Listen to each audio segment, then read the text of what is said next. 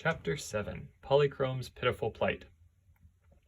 The Rain King got too much water in his basin and spilled some over the brim. That made it rain in a certain part of the country, a real hard shower for a time, and sent the rainbow scampering to the place to show the gorgeous colors of his glorious bow as soon as the mist of rain had passed and the sky was clear. The coming of the rainbow is always a joyous event to Earth folk, yet few have ever seen it close by. Usually the rainbow is so far distant that you can observe its splendid hues but dimly, and that is why we seldom catch sight of the dancing daughters of the rainbow. In the barren country, where the rain had just fallen, there appeared to be no human beings at all, but the rainbow appeared just the same, and dancing gaily upon its arch were the rainbow's daughters, led by the fairy-like Polychrome, who is so dainty and beautiful that no girl has ever quite equaled her in loveliness. Polychrome was in a merry mood, and danced down the arch of the rainbow to the ground, daring her sisters to follow her. Laughing and gleeful, they also touched the ground with their twinkling feet, but all the daughters of the rainbow knew that this was a dangerous pastime, so they quickly climbed upon their bow again. All but Polychrome. Though the sweetest and merriest of them all, she was likewise the most reckless. Moreover, it was an unusual sensation to pat the cold, damp earth with her rosy toes. Before she realized it, the bow had lifted and disappeared in the billowy blue sky, and here was Polychrome standing helpless upon a rock, her gauzy draperies floating about her like brilliant cobwebs, and not a soul, fairy or mortal, to help her regain her lost bow. "Dear me," she exclaimed, a frown passing upon her pretty face. "I'm caught again. This is the second time my carelessness has left me on earth while my sisters returned to our sky palaces. The first time I enjoyed some pleasant adventures, but this is a lonely, forsaken country, and I shall be very unhappy until my rainbow comes again, and I can climb aboard. Let me think what is best to be done." She crouched low upon the flat rock, drawing her draperies about her, and bowed her head. It was in this position that Betsy Bobbin spied Polychrome as she came along the stony path, followed by Hank, the princess, and Shaggy. At once the girl ran up to the radiant daughter of the rainbow and exclaimed, "Oh, what a lovely, lovely creature!" Polychrome raised her golden head. There were tears in her blue eyes. "I'm the most miserable girl in the whole world," she sobbed. The others gathered around her. "Tell us your troubles, pretty one," urged the princess. I've lost my bow," wailed Polychrome. "Take me, my dear," said Shaggy Man in a sympathetic tone, thinking she meant B-E-A-U, which means like a boyfriend, instead of B-O-W, like rainbow. "I don't want you," cried Polychrome, stamping her foot imperiously. "I want my rainbow." "Oh, that's different," said Shaggy. "But try to forget it. When I was young, I used to cry for the rainbow myself, but I couldn't have it. Looks as if you couldn't have it either, so please don't cry." Polychrome looked at him reproachfully. "I don't like you," she said.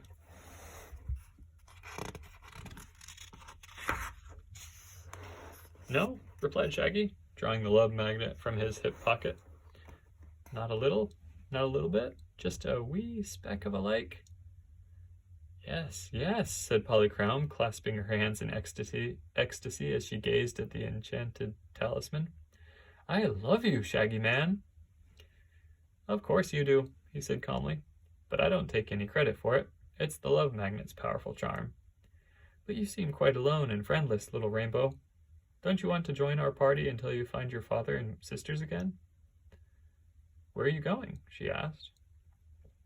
"We don't just know that," said Betsy, taking her hand. "But we're trying to find Shaggy's long-lost brother, who has been captured by the terrible metal monarch. Won't you come with us and help us?" Polychrome looked from one to another of the queer party of travelers, and a bewitching smile suddenly lighted her face. "A donkey, a mortal maid, "A rose princess and a shaggy man," she exclaimed. "Surely you need help if you intend to face Ruggedo." "Do you know him, then?" inquired Betsy. "No, indeed. Ruggedo's caverns are beneath the earth's surface, where no rainbow can ever penetrate. But I've heard of the Metal Monarch. He is also called the Gnome King, and he has made trouble for a good many people, mortals and fairies, in his time," said Polychrome. "Do you fear him, then?" asked the princess anxiously. "No one can harm a daughter of the rainbow," said Polychrome proudly. "I'm a sky fairy." "Then," said Betsy quickly, "you will be able to tell us the way to Ruggedo's cavern." "No," returned Polychrome, shaking her head. "That is one thing I cannot do. But I will gladly go with you and help you search for the place." This promise delighted all the wanderers, and after the Shaggy Man had found the path again, they began moving along it in a more happy mood. The Rainbow's Daughter danced lightly over the rocky trail, no longer sad, but with her beautiful features wreathed in smiles. Shaggy came next, walking steadily, and now and then supporting the Rose Princess, who followed him. Betsy and Hank brought up the rear, and if she tired with walking, the girl got upon Hank's back and let the stout little donkey carry her for a while. At nightfall they came to some trees that grew beside a tiny brook, and here they made camp and rested until morning. Then away they tramped, finding berries and fruits here and there, which satisfied the hunger of Betsy, Shaggy, and Hank, so that they were well contented with their lot. It surprised Betsy to see the Rose Princess partake of their food, for she considered her a fairy. But when she mentioned this to Polychrome, the Rainbow's Daughter explained that when Ozga was driven out of her Rose Kingdom, she ceased to be a fairy, and would never again be more than a mere mortal. Polychrome, however, was a fairy wherever she happened to be, and if she sipped a few dewdrops by moonlight for refreshment, no one ever saw her do it. As they continued their wandering journey, direction meant very little to them, for they were hopelessly lost in this strange country. Shaggy said it would be best to go toward the mountains, as the natural entrance to Ruggedo's underground cavern was likely to be hidden in some rocky, deserted place. But mountains seemed all around them in the one direction that they had come from, which led to the Rose Kingdom and the sea. Therefore, it mattered little which way they traveled. By and by, they espied a faint trail that looked like a path, and after following this for some time, they reached a crossroads. Here were many paths, leading in various directions, and there was a signpost so old that there were now no words upon the sign.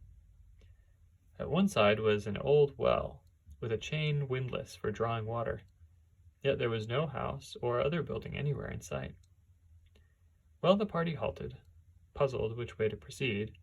The mule approached the well and tried to look into it. "He's thirsty," said Betsy.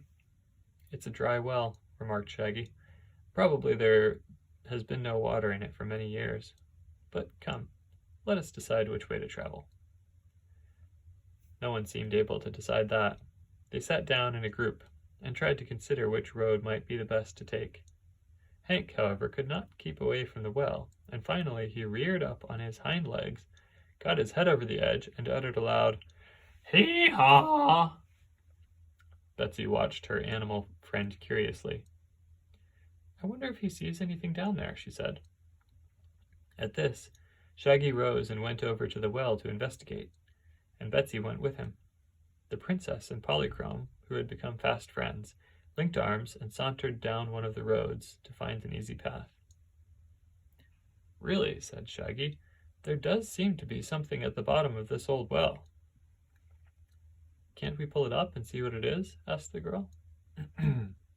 There was no bucket at the end of the windlass chain, but there was a big hook that at one time was used to hold a bucket. Shaggy let down this hook, dragged it around on the bottom, and then pulled it up. An old hoop skirt came with it, and Betsy laughed and threw it away. The thing frightened Hank, who had never seen a hoop skirt before, and he kept a good distance away from it. Several other objects the Shaggy Man captured with the hook and drew up, but none of these was important. "This well seems to have been the dump for all the old rubbish in the country," he said, letting down the hook once more. "I guess I've captured everything now. No, the hook is caught again. Help me, Betsy. Whatever this thing is, it's heavy." She ran up and helped him turn the windlass, and after much effort a confused mass of copper came into sight. "Good gracious!" exclaimed Shaggy. "Here's a surprise indeed." "What is it?" inquired Betsy, clinging to the windlass and panting for breath. For answer, the Shaggy Man grasped the handle of the bundle of copper and dumped it upon the ground, free of the well. Then he turned it over with his foot, spread it out, and to Betsy's astonishment the thing proved to be a copper man. "Just as I thought," said Shaggy, looking hard at the object. "But unless there are two copper men in the world, this is the most astonishing thing I ever came across." At this moment the Rainbow's Daughter and the Rose Princess approached them, and Polychrome said, "What have you found, Shaggy One?" "Either an old friend or a stranger," he replied. "Oh, here's a sign on his back," cried Betsy, who had knelt down to examine the man. "Dear me, how funny! Listen to this." Then she read the following words, engraved upon the copper plates of the man's body. "Smith and Tinkers. Patent double action extra responsive, thought creating, perfect talking, mechanical man. Fitted with our special clockwork attachment. Thinks, speaks, acts, and does everything but live." "Isn't he wonderful?" exclaimed the princess. "Yes, but here's more," said Betsy, reading from another engraved plate. "Directions for using. For thinking, wind the clockwork man under his left arm, marked number 1. For speaking, wind the clockwork man under his right arm, marked number 2. For walking and action, wind clockwork man in the middle of his back, marked number 3. NB, which means nota bene. This mechanism is guaranteed to work perfectly for 1,000 years. Nota bene is the Latin for note well, or pay attention to this. "If he's guaranteed for 1,000 years, said Polychrome, he ought to work yet." "Of course," replied Shaggy. "Let's wind him up." In order to do this, they were obliged to set the copper man upon his feet, in an upright position, and this was no easy task. He was inclined to topple over, and had to be propped again and again. The girls assisted Shaggy, and at last Tick-Tock seemed to be balanced, and stood alone upon his broad feet. "Yes," said Shaggy, looking at the copper man carefully, "this must be, indeed, my old friend Tick-Tock, whom I left ticking merrily in the land of Oz. But how he came to this lonely place and got into that old well is surely a mystery." "If we wind him, perhaps he will tell us," suggested Betsy. "Here's the key, hanging to a hook on his back. What part of him shall I wind up first?" "His thoughts, of course," said Polychrome, "for it requires thought to speak or move intelligently." So Betsy wound him under his left arm, and at once little flashes of light began to show in the top of his head, which was proof that he had begun to think. "Now then," said Shaggy, "wind up his phonograph." "What's that?" she asked. "Why, his talking machine. His thoughts may be interesting, but they don't tell us anything." So Betsy wound the copper man under his right arm, and then, from the interior of his copper body, came in jerky tones the words, "Many thanks."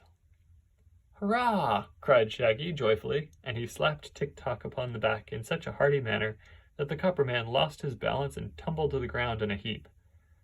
But the clockwork that enabled him to speak had been wound up, and he kept saying, "Pick me up, pick me up, pick me up," until they had finally raised him and balanced him upon his feet, when he added politely, "Many thanks." "He won't be self-supporting until we wind up his action," remarked Shaggy. So Betsy wound it as tight as she could, for the key turned rather hard, and then Tic-Tac lifted his feet, marched around in a circle, and ended by stopping before the group and making them all a low bow. "How in the world did you happen to be in that well when I left you safe in Oz?" inquired Shaggy. "It is a long story," replied Tic-Tac, "but I'll tell it in a few words.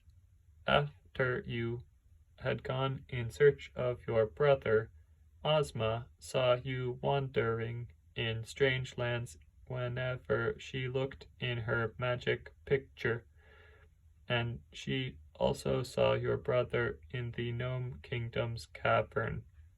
So she sent me to tell you where to find your brother, and told me to help you if I could. The sorceress Glinda the Good transported me to this place in the wink of an eye. But here I met the Gnome King himself, old Roggedo, who is called in these parts the Metal Monarch. Roggedo knew what I had come for, and he was so angry that he threw me down the well. After my works ran down, I was helpless until you came along and pulled me out again. Many thanks." "This is indeed good news," said Shaggy. "I suspected that my brother was the prisoner of Roggedo, but now I know it. Tell us, Tic-Tac, how shall we get to the Gnome King's underground cavern?" "The best way is to walk," said Tic-Tac. "We might crawl or jump or roll over and over until we get there, but the best way is to walk." "I know, but which road shall we take?" "My machinery isn't made to tell that," replied Tic-Tac. "There is more than one entrance to the underground cavern," said Polychrome, "but old Roggedo has clearly concealed every opening, so that Earth dwellers cannot intrude in his domain. If we find our way underground at all, it will be by chance." "Then," said Betsy, "let us select any road, haphazard, and see where it leads us." "That seems sensible," declared the princess.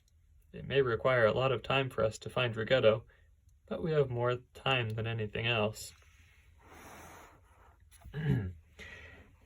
"If you keep me wound up," said Tic-Tac, "I will last 1,000 years. "Then the only question to decide is which way to go," added Shaggy, looking first at one road and then at another. But while they stood hesitating, a peculiar sound reached their ears, a sound like the tramping of many feet. "What's coming?" cried Betsy, and then she ran to the left-hand road and glanced along the path. "Why, it's an army!" she exclaimed. "What shall we do? Hide or run?" "Stand still," commanded Shaggy. "I'm not afraid of any army. If they prove to be friendly, they can help us. If they are enemies, I'll show them the love magnet."